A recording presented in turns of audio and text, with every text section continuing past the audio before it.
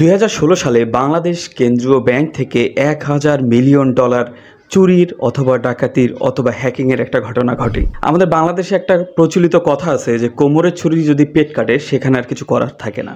ভিডিওর শেষে অবধি আপনি বুঝে যাবেন যে এটা চুরি ছিল, ডাকাতি ছিল নাকি হ্যাকিং ছিল।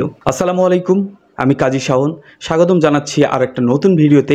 এই ভিডিওতে আমরা কথা বলবো কিভাবে বাংলাদেশ কেন্দ্রীয় ব্যাংক থেকে 2016 সালে 1000 মিলিয়ন ডলার চুরির একটা ছক আঁকা হয়েছিল এবং হ্যাকাররা কতটুকু সফলতা পেয়েছিল, কী রকম পরিশ্রম করছিল এবং বর্তমান অবস্থা কী, যেহেতু টাকাটা বাংলাদেশেরই, টাকাটা আমরা কতটা ব্যাক পেয়েছি।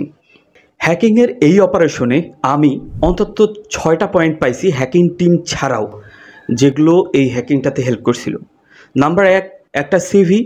নাম্বার 2, 4টি ফেক ব্যাঙ্ক অ্যাকাউন্ট, যেটা খোলা হয়েছিল ফিলিপাইনের ম্যানিলায় মাকাতি সিটির জুপিটার ব্রাঞ্চে। নাম্বার 3, শ্রীলঙ্কায় শালিকা ফাউন্ডেশন, যেটা ছিল একটা দাতব্য সংস্থা। Number 4, perfect timing. Number 5 casino. এবং নাম্বার 6 হইতেছে, এটা আমি বলবো না, এটা ভিডিওর শেষে আপনারাই মন্তব্য করে জানাবেন যে নাম্বার 6-এ কারা জড়িত ছিল। এখন চলুন এই বিষয়গুলোর বিস্তারিত জানি। হ্যাকিং টিম কারা নেতৃত্ব দিয়েছিল। হ্যাকিং টিম সম্পর্কে এর আগের ভিডিওতেই আমরা বলছিলাম যে the Lazarus group Sony TV হ্যাকের সাথে সাথে বাংলাদেশ ব্যাংকের হ্যাকের সাথেও জড়িত ছিল এবং এই হ্যাকিংটা অপারেশনটাতে নেতৃত্ব অথবা সদস্য হিসাবে ছিলেন, একমাত্র আইডেন্টিফাই করা গেছে একজন ব্যক্তিকে, তার নাম হইতেছে পার্ক।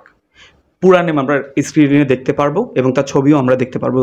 2011 সালে একবার এফবিআই এর কাছে একটা ছবি ফুটেজ পাওয়া যায়, যেখানে তাকে দেখা যায় 30 বছরের একজন মধ্যম বয়স্ক যুবকের মতো।